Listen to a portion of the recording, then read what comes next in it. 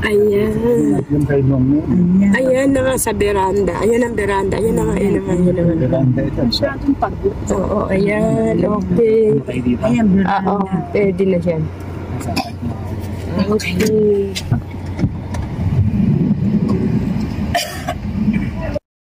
Ganyan na pala rin sa agat. Eh, yung kumari mo nga nito sa agat, hindi pa ano? Mayroon. Picture tayo. Ayan. Si Marie Chris. Nako, nagtagpo din sila. Oo. Okay, let's go. Nay, Joey? Opo. Joey Leonardo? Opo. Ay, pamangkin. Hindi naman pala iba. Sa kasal si, Ninong Hobi. Ayun. Si Obel. Ayun. Ganda na pala. Ganda naman pala tayo ng place.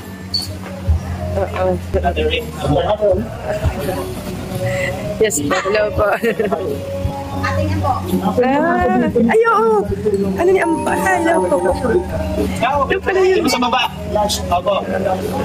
Pero ano pa? Iba pa yung match. Ganda. Mga ka-jokers, magandang hapon. Mga ka-jokers, dito tayo ngayon sa Veranda. Veranda Resto. Dito po yung matatagpuan sa Agata Homes. Ang pasok pala dito, papasok ka lang sa Veranda. Pero ito, halos sa Manolo. Dito, nandito po si Tatay Rick. Nanay Ason, happy anniversary. Dito po kami. Dito ko dinate dito. Kumuha ko ng pinakamalamig na hotel dito. Alright, tara.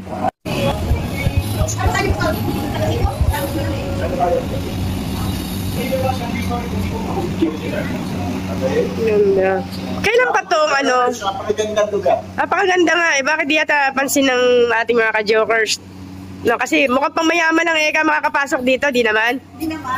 Pangmasa naman. Pangmasa naman. Affordable. Kasi napakaganda eh. Nakapasok si Tatay Rick. Napakagandang lugar oh. Hindi ang ganda oh. Pati meron pa pala sa likod oh. Sakot niyo yun. Ang ganda. Tama pala ko okay lang. Ang ganda. Ang laki. Oh, ang ganda oh. Paano? Napakaganda pala. Oh, ang ganda tahimik. Kasi mga naghahanap ng lugar na medyo payapa. Napakaganda sa mga naghahanap ng lugar. Isla dito, puro color. Ayun, oh. Ang ganda oh. Ang ganda.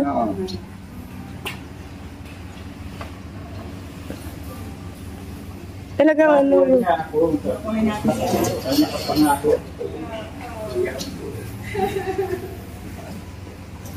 ganda. Sa likod ng resort lang ito matatagpuan.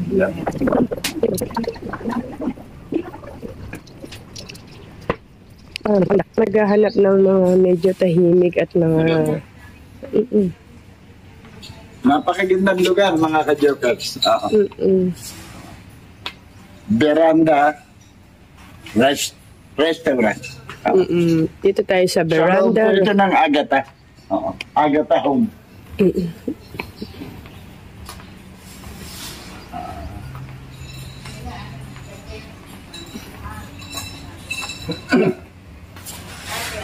Good afternoon.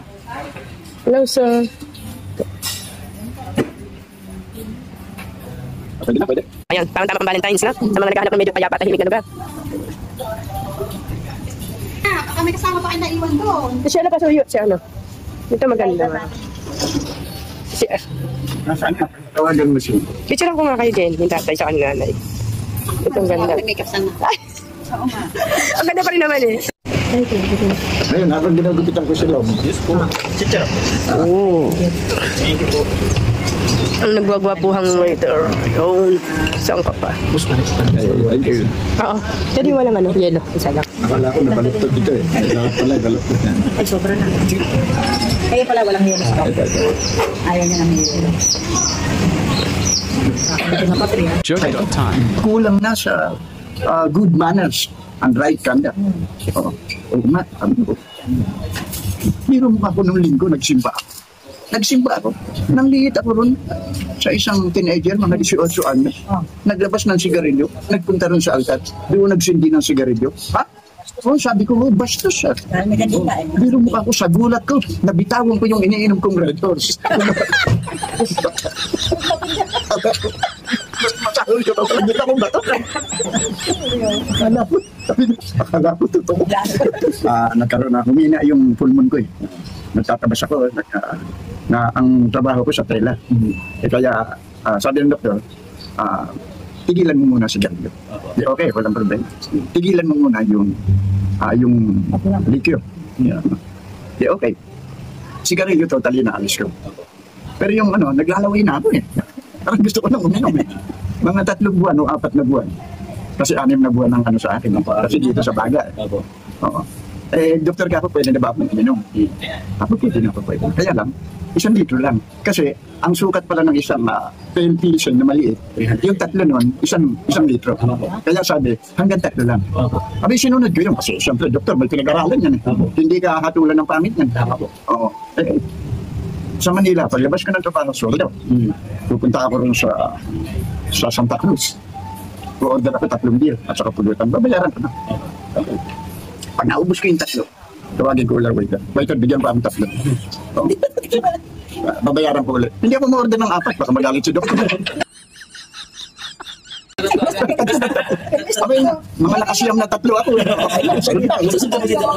Hindi ako lumagpas sa bili ng doktor. Hanggang 3 lang talaga. Hindi ako ma-order ng 4 kasi makakasama sa katawan ko.